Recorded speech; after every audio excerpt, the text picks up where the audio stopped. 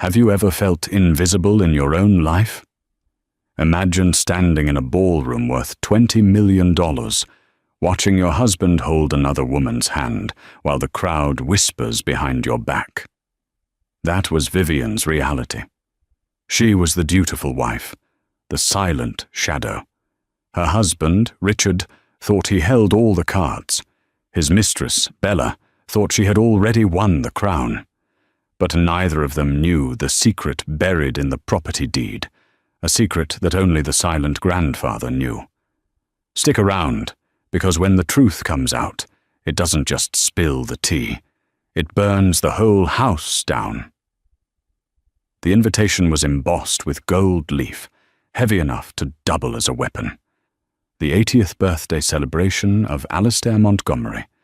It was the social event of the season in Greenwich, Connecticut. Cars were already lining up along the crushed gravel driveway. Sleek black Mercedes S-Classes, a vintage Rolls-Royce Phantom, and the occasional ostentatious red Ferrari. Vivian sat at her vanity in the guest wing of the Montgomery estate. She wasn't in the master suite. Her husband, Richard, had told her that the master suite was being renovated and that the paint fumes were too toxic. It was a lie, of course. Vivian knew that he had been sleeping in there for weeks, often with company that wasn't her. She looked at her reflection. At 32, Vivian still had the porcelain skin and soft, doe-like eyes that had made Richard pursue her 5 years ago. But the light in them was dim now. She wore a simple, navy blue velvet gown. It was elegant, vintage Dior. But compared to the glittering peacocks downstairs, she knew she would look plain. "Are you ready yet?" The voice cut through the air like a whip. Richard stood in the doorway. He looked handsome in his bespoke Tom Ford tuxedo, but his face was twisted in that perpetual sneer of impatience he reserved solely for her. "Almost," Vivian said softly, reaching for a necklace. It was a modest string of pearls. Richard sighed, checking his Patek Philippe watch. "God, Vivian, try to look a little more alive. Tonight is important. The board is watching. Grandfather is making the announcement regarding the inheritance of the estate and the CEO position of Montgomery Holdings. I need you to play the part of the happy, supportive wife. Can you manage that?" "I always do, Richard," she replied, clasping the pearls. "Good. And listen," he stepped closer, adjusting his cufflinks. "Bella is coming tonight." Vivian's hands froze. "Bella, your executive assistant?" "She organized the event, Vivian. She has to be there to manage the catering staff and the press. Don't start with your jealousy. It's pathetic." Vivian turned to face him. "Is it jealousy, Richard? Or is it dignity? You're bringing your mistress to your grandfather's birthday." Richard laughed, a cold, dry sound. "Technically, this is my house, or it will be in about 2 hours. I can bring whoever I want. Just stay out of her way. She's stressed." He didn't wait for an answer. He turned and walked out, leaving the door open. Vivian stared at the empty doorway. She took a deep breath, smoothing the velvet of her dress. She reached into her drawer and pulled out a small, folded piece of paper. It was a note, written in shaky handwriting. "Patience, my dear. The loudest thunder comes after the quietest lightning." She tucked the note into her clutch. She didn't need Richard's permission to exist. Not tonight.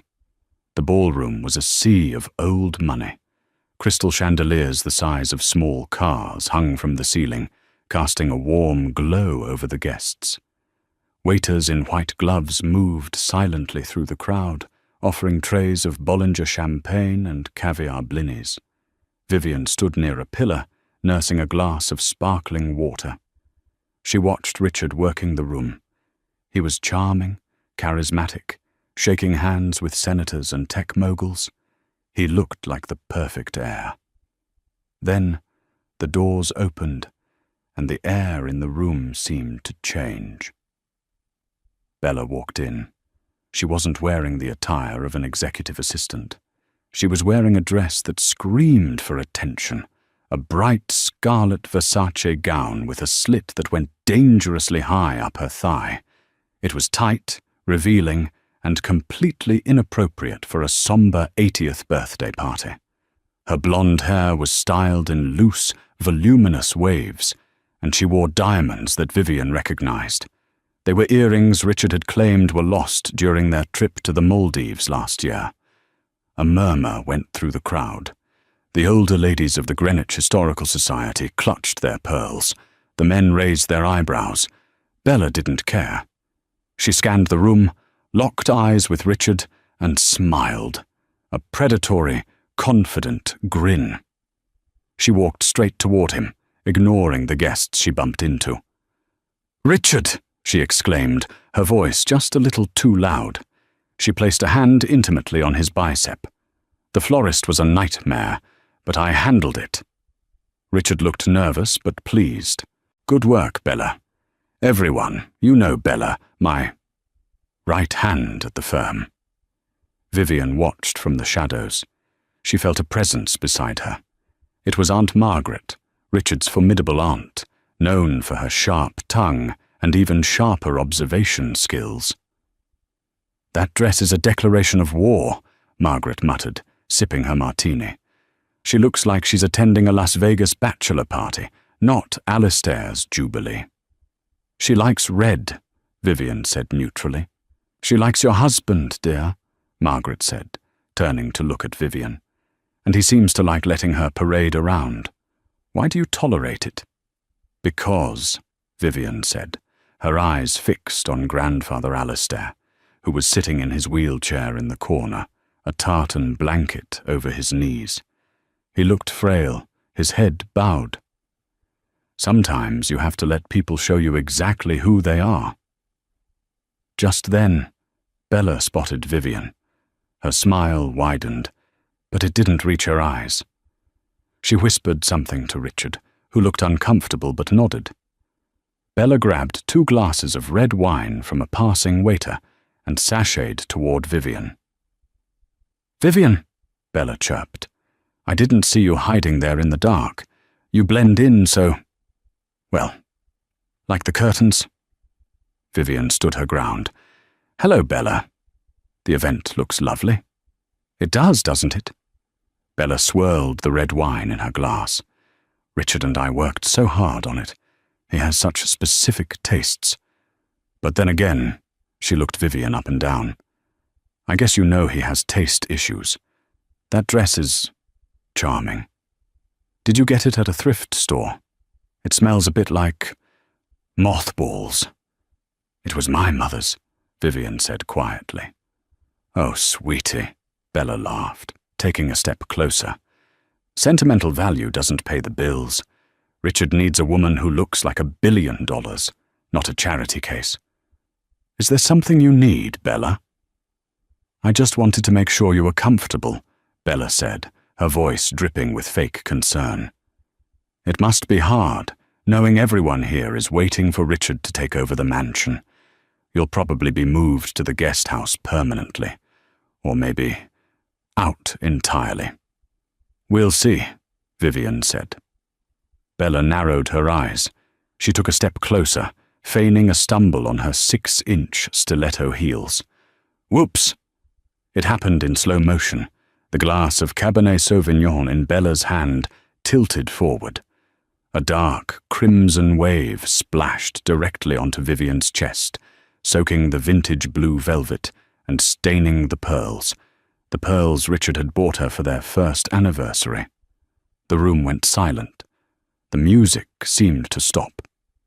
Bella gasped, bringing a hand to her mouth in a theatrical display of shock. "Oh my God, Vivian, I am so clumsy. I'm so sorry." But Vivian saw the glint in her eyes. It was pure malice. Richard rushed over, not to help Vivian, but to grab Bella's arm. "Bella, are you okay?" "I tripped," Bella cried, looking at Richard with wide, innocent eyes. "The floor is uneven. I spilled wine all over her. Old dress." Richard looked at Vivian, who stood dripping with wine, her dignity hanging by a thread. He looked annoyed. "Vivian, go clean yourself up. You're making a scene. You look like a mess." Vivian looked at the red stain spreading over her heart. She looked at her husband, who was comforting the woman who had just humiliated her. Then she looked across the room at Grandfather Alistair. The old man lifted his head. His eyes, usually cloudy with age, were sharp as flint. He gave Vivian the slightest, almost imperceptible nod. Vivian didn't cry. She didn't scream. She simply took a napkin from a nearby table, dabbed her chin, and smiled. "Don't worry, Richard," she said, her voice clear and carrying through the silent room. "It's just wine. It washes out, unlike some stains." She turned and walked out of the ballroom, head held high, leaving a trail of silence in her wake. Vivian stood in the powder room, staring at the red stain that bloomed across her chest like a gunshot wound. The cold water she dabbed on it only made the velvet turn a darker, sodden black. The door opened, and a young maid named Sarah entered. Sarah had been with the family for 2 years, and was one of the few staff members who treated Vivian with genuine kindness. "Mrs. Montgomery," Sarah whispered, her eyes wide. "I saw what happened. That woman, she's wicked." "It's fine, Sarah," Vivian said, her voice trembling slightly.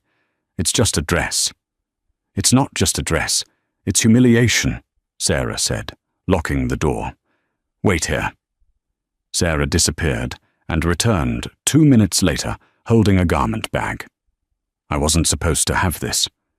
Mr. Alistair, your grandfather-in-law, he had me pick this up from the cleaners yesterday. He said it belonged to his late wife, Helena. He said, 'Keep it safe for a rainy day.' I think a wine storm counts as rain." Vivian unzipped the bag. Inside was a floor-length gown of midnight blue silk, structured and regal, with a high neck and long sleeves. It was modest yet commanding, the kind of dress a queen wears to a coronation. It fit Vivian perfectly. When Vivian re-entered the ballroom, the atmosphere had shifted. The hors d'oeuvres were cleared, and the guests were seated for the gift presentation, a narcissistic tradition Richard had instated to show off his wealth to his grandfather. Bella was seated right next to Richard at the head table, her hand resting possessively on his knee. Vivian's seat had been moved to the far end, next to a deaf second cousin. Richard stood up, tapping a spoon against his glass. "Ladies and gentlemen, thank you. Tonight is about honoring the patriarch of our family, Alistair. And to show our appreciation, we have prepared some tokens of our love." Richard went first. He snapped his fingers, and 2 assistants brought forward a large box. He opened it to reveal a Patek Philippe Grandmaster chime watch. "Grandfather," Richard boomed, "this watch is worth $3 million. It represents the timeless legacy you've built, which I will continue." Alistair looked at the watch with tired eyes. "Time is the one thing money cannot buy, Richard. But thank you." Then it was Bella's turn. She stood up, the slit in her red dress falling open. She gestured to a covered easel. "Alistair," she purred, dropping the formality of Mr. Montgomery. "I commissioned this from the finest artist in Soho." She pulled the sheet down. It was a massive oil painting of the mansion. However, in the painting, the figures standing on the balcony were clearly Richard and Bella. Vivian was nowhere to be seen. "It represents the future," Bella said, beaming. "Bright, bold, and unburdened by the past." The crowd applauded politely, though some exchanged awkward glances. It was a brazen statement. She was painting herself into the family history before the ink on the divorce papers was even wet. "And finally," Richard said, his tone bored, "Vivian, do you have anything? Or did you forget, given your wardrobe malfunction?" Vivian stood up. The midnight blue silk caught the light, and for a moment Richard looked struck by how regal she looked. She walked to Alistair without a box. She carried only a small, leather-bound book. "I didn't spend millions, grandfather," Vivian said softly. "And I didn't hire an artist." She placed the book on his lap. Alistair opened it with shaking hands. It wasn't a photo album, it was a journal. "You told me once that you forgot your mother's recipe for apple brown Betty," Vivian said, "and that you couldn't remember the exact coordinates of the hill where you proposed to Helena. I spent the last 6 months tracking down your old neighbours in Scotland and going through the town archives. The recipe is on page 1. The coordinates and a photo of the hill from 1945 are on page 2. The room went deadly silent.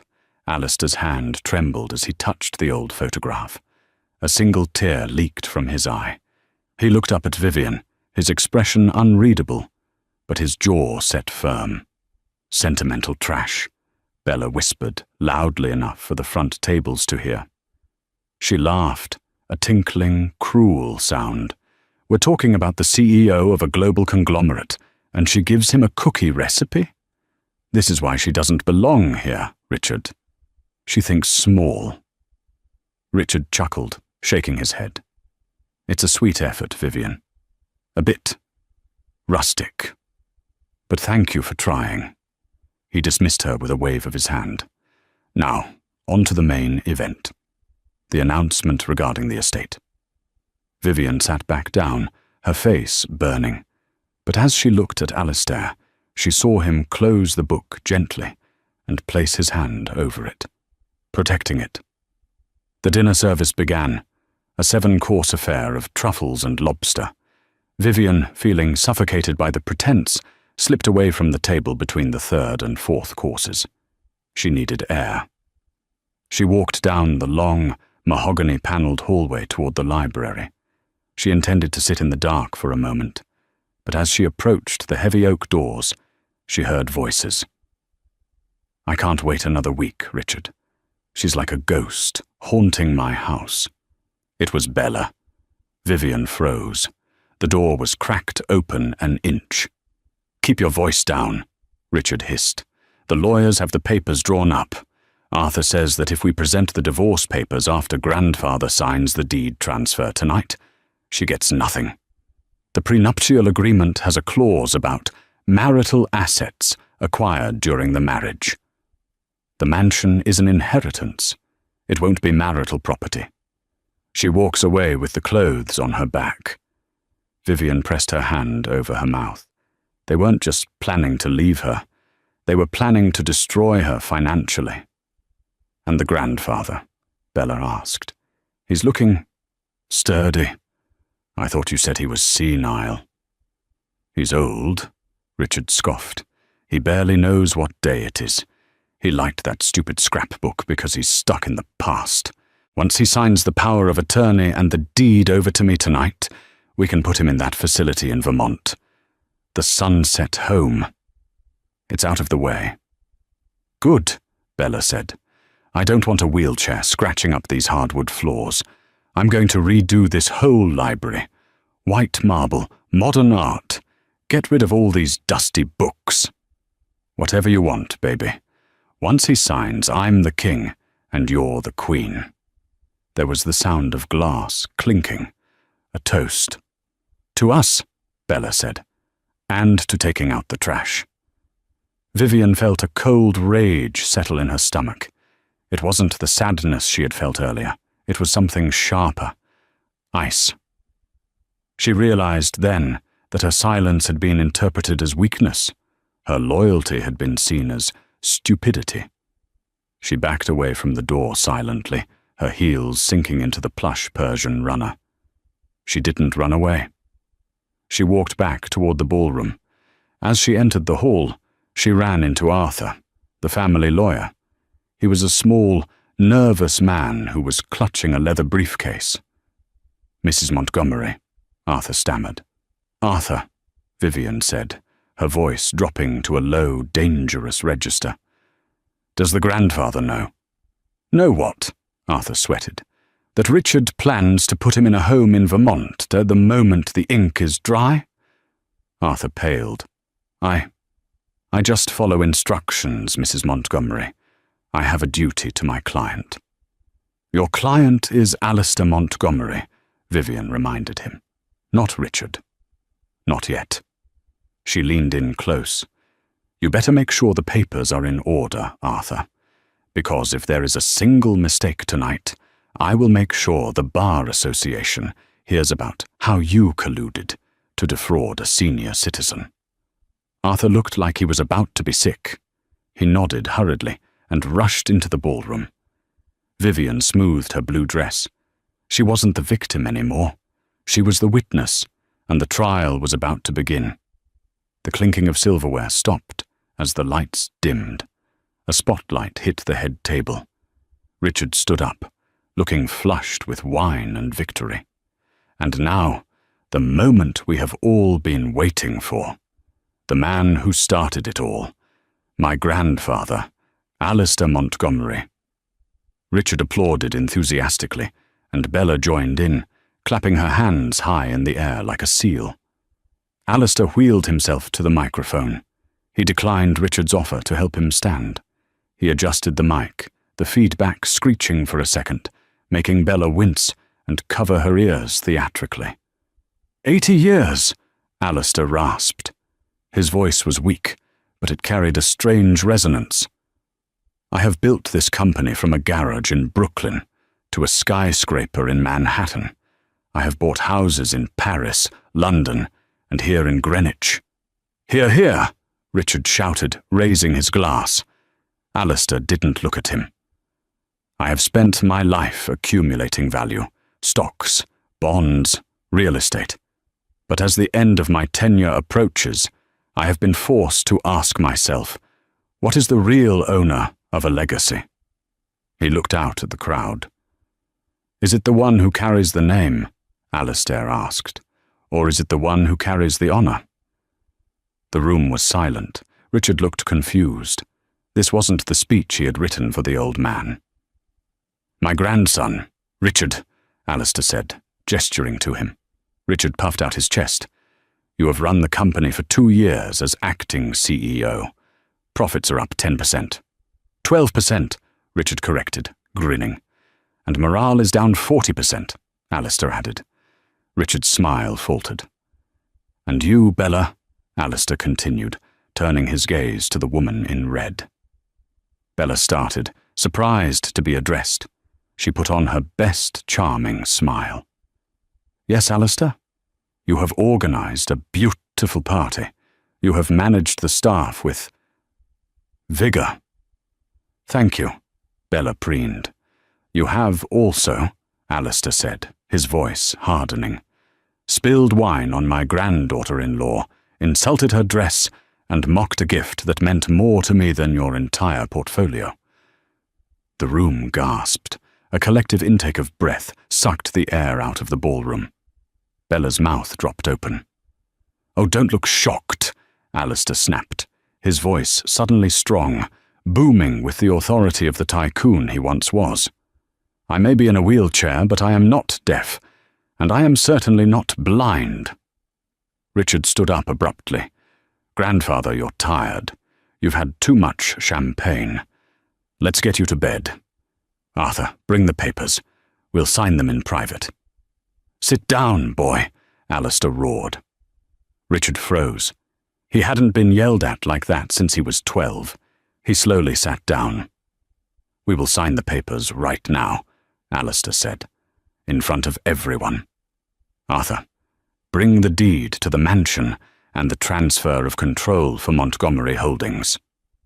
Arthur, sweating profusely, scurried forward and placed the documents on the table in front of Alistair.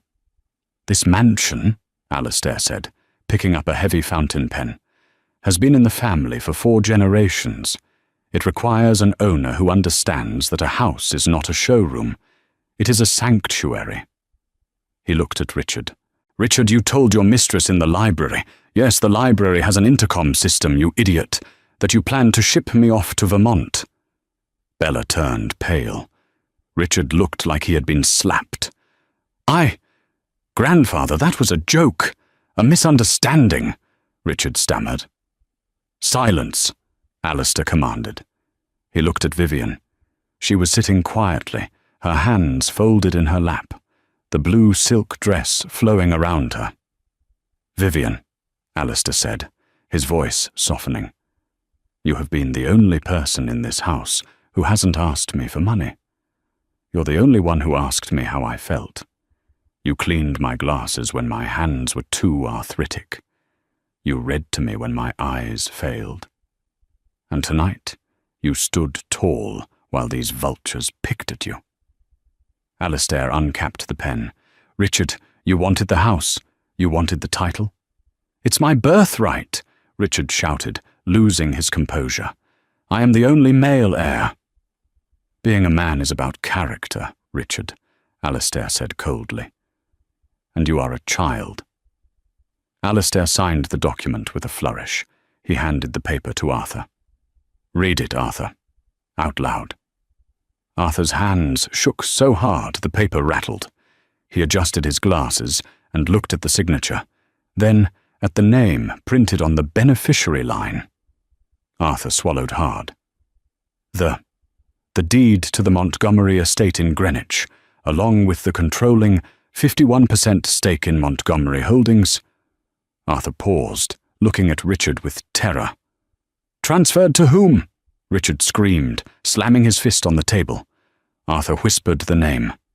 Transferred to Mrs. Vivian Montgomery, sole owner, effective immediately. The silence that followed Arthur's announcement was not empty. It was heavy, suffocating, and absolute. It hung over the ballroom like a storm cloud waiting to burst. The clinking of silverware had ceased. The hushed whispers had died. 300 of the wealthiest people on the East Coast sat frozen, their eyes darting between the frail old man in the wheelchair, the terrifyingly calm woman in blue velvet, and the man whose face was rapidly turning a shade of purple that matched the vintage Cabernet he had been drinking.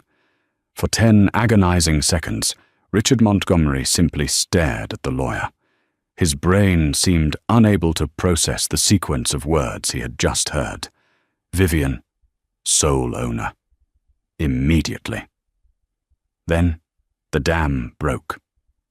This is a joke, Richard whispered, his voice trembling with a mix of confusion and rising fury. He looked around the room, offering a manic, disbelief-laden smile to the board members at the front table. This is a joke, right?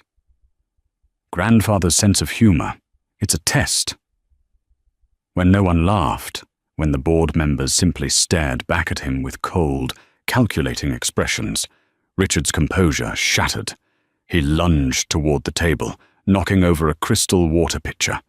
The crash of glass shattering on the hardwood floor made half the room jump.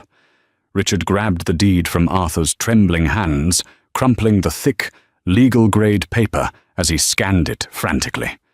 "You senile old bat!" Richard screamed, turning on Alistair. He waved the papers in the air like a weapon. "You can't do this! You cannot simply sign away a billion-dollar legacy to her. I am your flesh and blood. I am the Montgomery heir. I have run this company for 2 years while you sat in that chair drooling. And she is my heart," Alistair said. His voice was not loud, but it cut through Richard's shouting like a razor. He leaned back in his wheelchair, his expression one of utter contentment.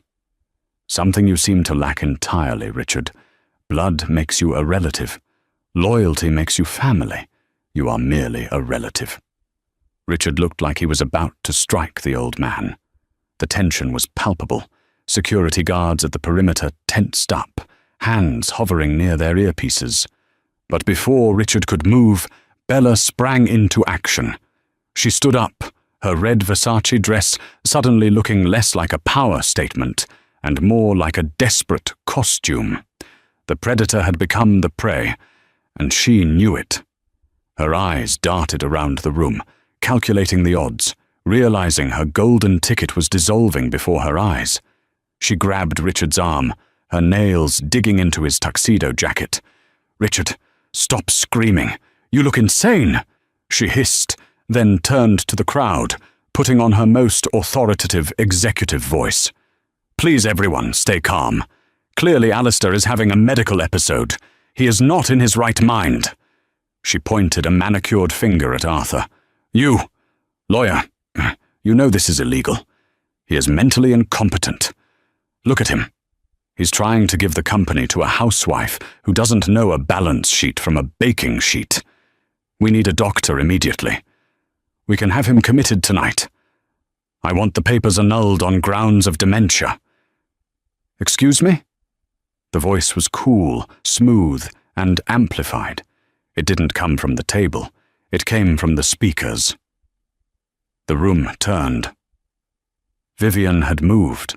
While Richard was screaming and Bella was plotting, Vivian had walked quietly, almost ethereally, to the microphone stand where Alistair had given his speech. She adjusted the height, her movements precise and unhurried. She placed one hand on Alistair's shoulder, a gesture of protection and solidarity, and leaned into the mic. "Bella," Vivian said, her voice echoing through the massive hall, bouncing off the chandeliers. "I believe you are confused about who holds the power in this room."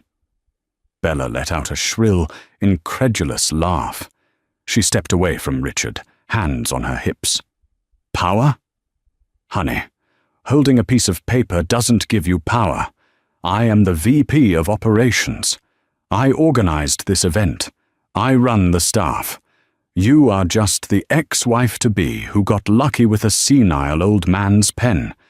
Do not speak to me like you're my superior." Vivian didn't blink. She didn't raise her voice. She simply turned her gaze to the sweating lawyer. "Arthur," she said into the microphone, "I have a legal question." Arthur jumped, nearly dropping his briefcase. "Yes, Mrs. Montgomery?" "As the majority shareholder of Montgomery Holdings and the sole owner of this private estate, as dictated by the deed you just read, do I have the right to determine who is allowed on the premises?" Arthur swallowed hard. He looked at Richard, whose face was a mask of shock, and then at Vivian, who looked like a statue of justice carved from ice. He realized where the wind was blowing. "Yes," Arthur stammered, his voice gaining a little strength. "Yes, Mrs. Montgomery. It is your private property. Under the laws of Connecticut, you have full discretion to revoke invitation to any guest at any time." Vivian nodded slowly. She turned back to Bella.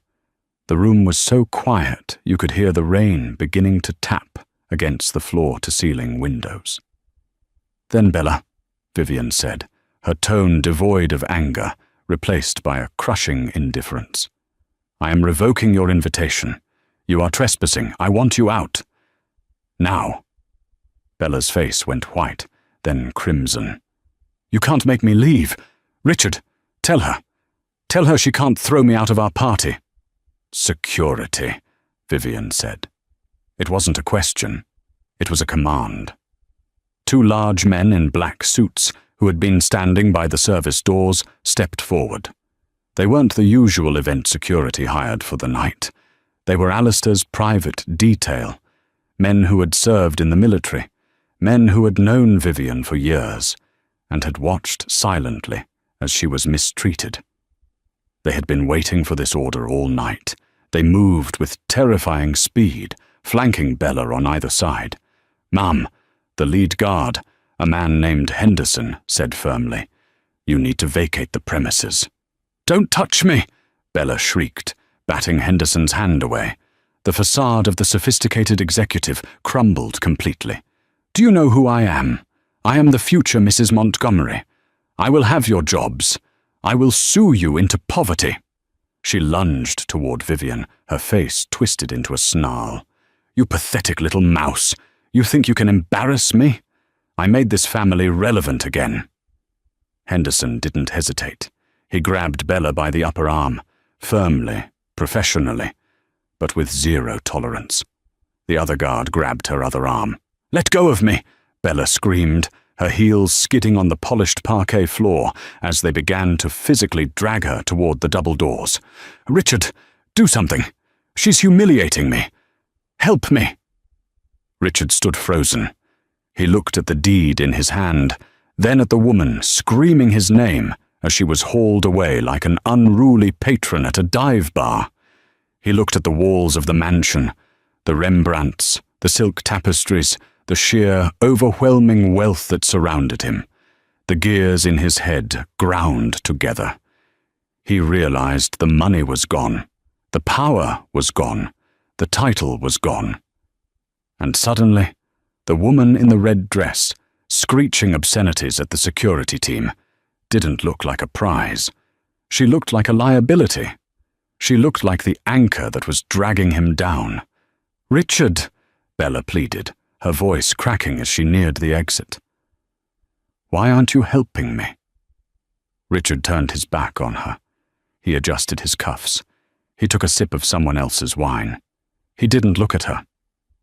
"You should probably go, Bella," he muttered, loud enough for those nearby to hear. The crowd gasped. It was the final betrayal. Even in defeat, Richard was a coward. Bella's jaw dropped. The fight went out of her, replaced by pure shock. You spineless worm! After everything I did for you, I lied to the board for you. I cooked the quarterly reports for you. And you spilled wine on the wrong woman, Alistair interjected from his wheelchair, his voice booming with delight. "Goodbye, Miss Bella." The double doors were kicked open by the guards. Bella was unceremoniously deposited onto the wet gravel of the driveway outside. The doors slammed shut, silencing her final scream of rage. The echo of the slam faded. Richard straightened his tuxedo jacket. He ran a hand through his hair, smoothing it back. He took a deep breath, composing himself. He was a salesman, after all. He knew how to pivot.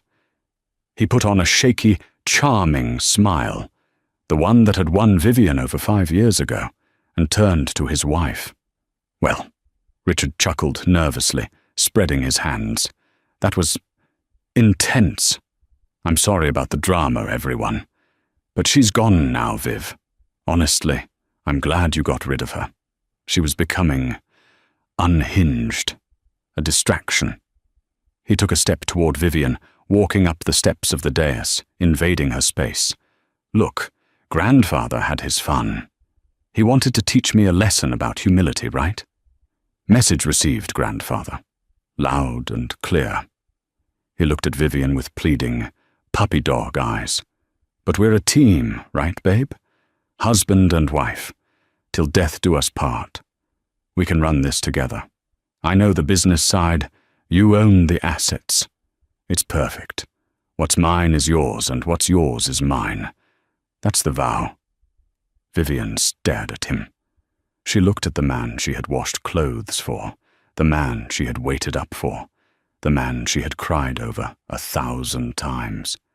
He looked so small now, so transparent. "Actually, Richard," Vivian said, a small, sad smile playing on her lips. It was a smile that didn't reach her eyes. "Do you remember the prenuptial agreement you made me sign the week before our wedding?" Richard blinked, confused by the change of subject. Yes, of course." Arthur drew it up. "To protect my assets. It was standard procedure." "To protect family inheritance," Vivian corrected softly. She stepped closer to him, so close he could smell the expensive perfume she had bought with her own savings. "Do you remember Clause 14, Section B? You insisted on it. You were terrified that if we divorced, I would take a piece of your future inheritance from Alistair." Richard's face went pale. A bead of sweat rolled down his temple. He remembered. He had been so arrogant, so sure that he would be the one inheriting billions. I don't recall the exact wording," he stammered. Vivian recited it from memory, her voice ringing clear. Clause 14. Section B. Any inheritance, property, or business interests received by either party during the course of the marriage via will, trust, or gift shall remain the sole and separate property of the beneficiary and shall not be considered marital assets, subject to division in the event of separation or divorce. The implication hit Richard like a physical blow. He staggered back a step. I just inherited this estate and the company via gift, Vivian said, gesturing to the signed deed, which means, under the strict contract you wrote and forced me to sign, it's all mine, solely mine. None of it is marital property. None of it is yours. Vivian, honey, please, Richard whispered, his voice cracking. We're still married. We can work this out. Not for long, Vivian said. She reached into her clutch, the same small, battered purse she had held on to all night. She pulled out a folded document, stapled and thick. I saw Arthur earlier this morning, too, she said. I had him draft these. I was going to give them to you quietly next week, but tonight seems appropriate. She tossed the document onto the table next to the deed.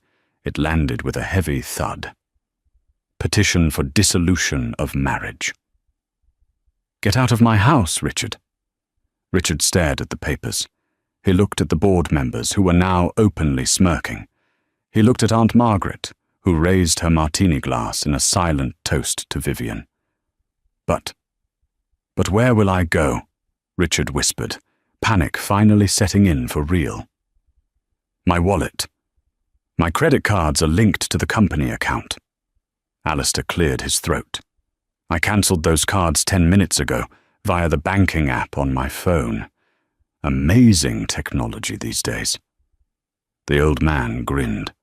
I hear there's a lovely Motel 6 on the interstate, Richard. They leave the light on for you. Though, without a card, you might have to wash dishes to pay for the room. Vivian pointed to the door. Go, before I have Henderson come back inside.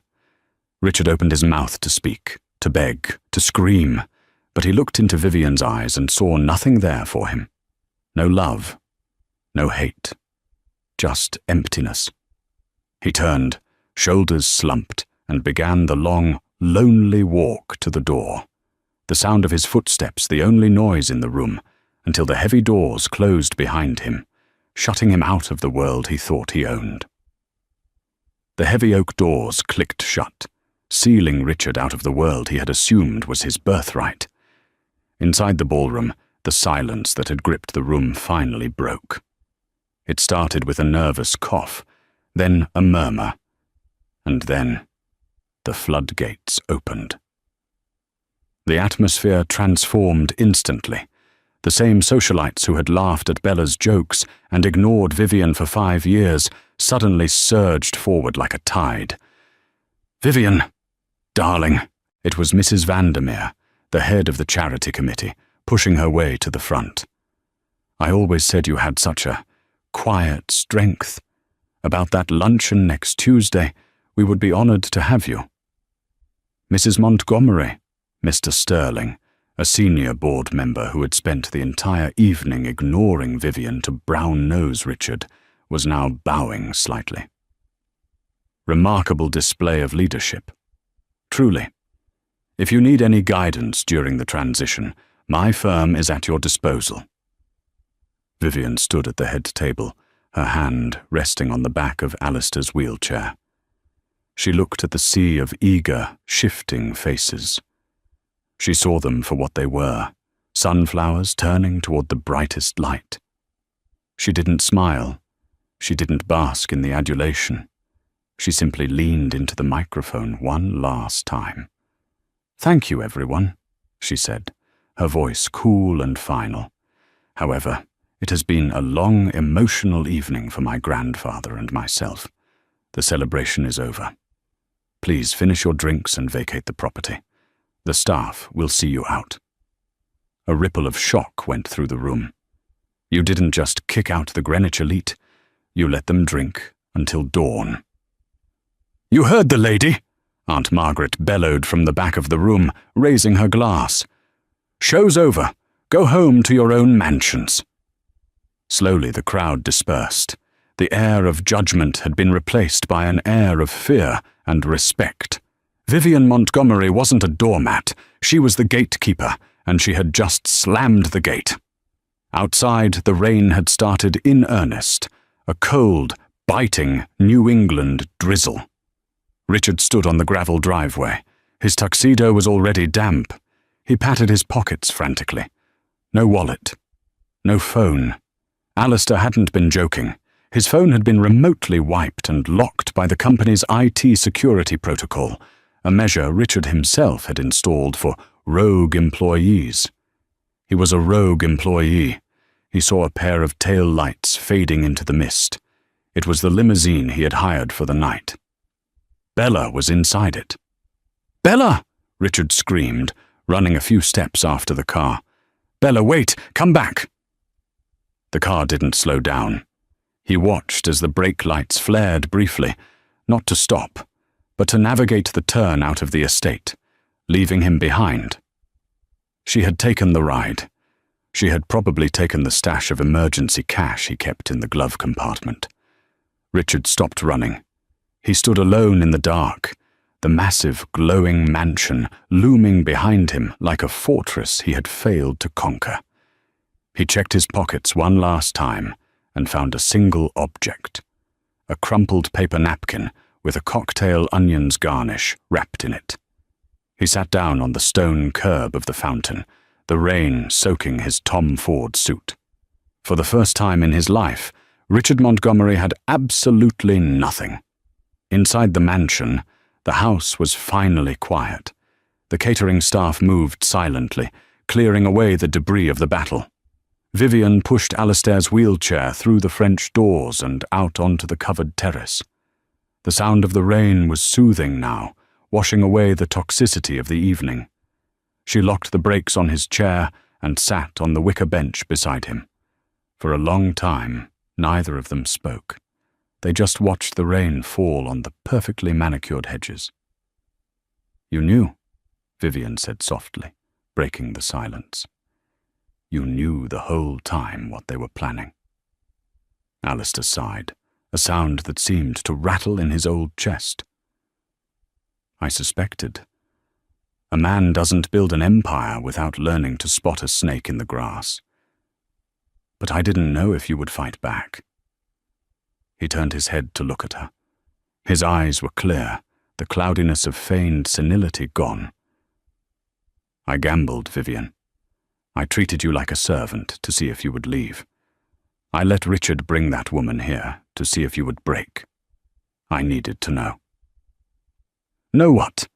Vivian asked, looking down at her hands, the hands that had cleaned his glasses, organized his pills, and cooked his meals. "I needed to know if you were staying for the money or for the family," Alistair said. "Richard stayed for the money. He tolerated me because he saw a dollar sign attached to my pulse. But you stayed because you have honor. And tonight you showed me you have teeth." He reached out and patted her hand. His skin was paper thin, but his grip was strong.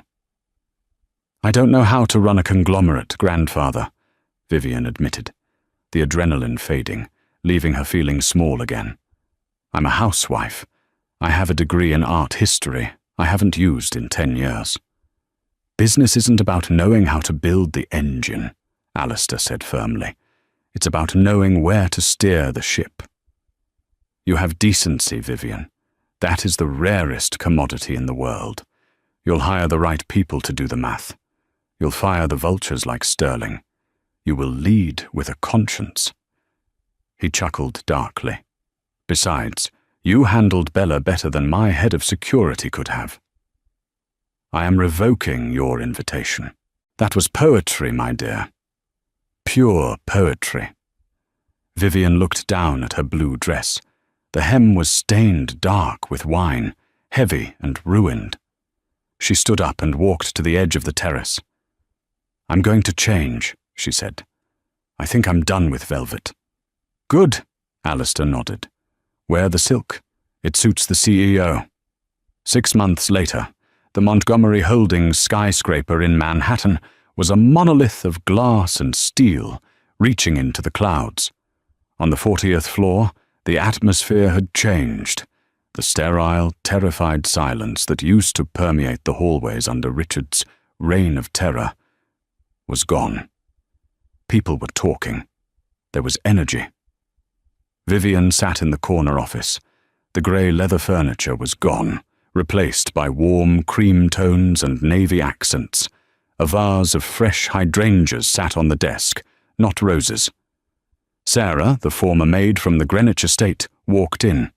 She was wearing a sharp blazer and carrying a tablet. She was no longer scrubbing floors. She was the executive assistant to the CEO. "Mrs. Montgomery," Sarah said, tapping the screen, "the board of directors is ready for the quarterly review. Also, security sent up a report you might find interesting." Vivian looked up from a stack of files. Her hair was cut shorter now, a sleek bob that framed her face. She looked younger, vibrant. "What is it?" "A man attempted to access the lobby today without an appointment," Sarah said, trying to suppress a smirk. "He claimed to be a family consultant. Security recognized him. It was Richard." Vivian paused. She didn't feel the spike of fear she used to feel at his name. She felt nothing, just a mild curiosity. "What is he doing these days?" "According to the background check," Sarah read, "he is working as a shift manager at a car rental agency near the airport in Ohio. He lives in a studio apartment. He has multiple wage garnishments from outstanding credit card debt." "And Bella?" "Moved to Miami," Sarah replied. She tried to latch onto a tech billionaire, but apparently word travels fast in high circles. She was last seen promoting diet tea on social media to a few hundred followers.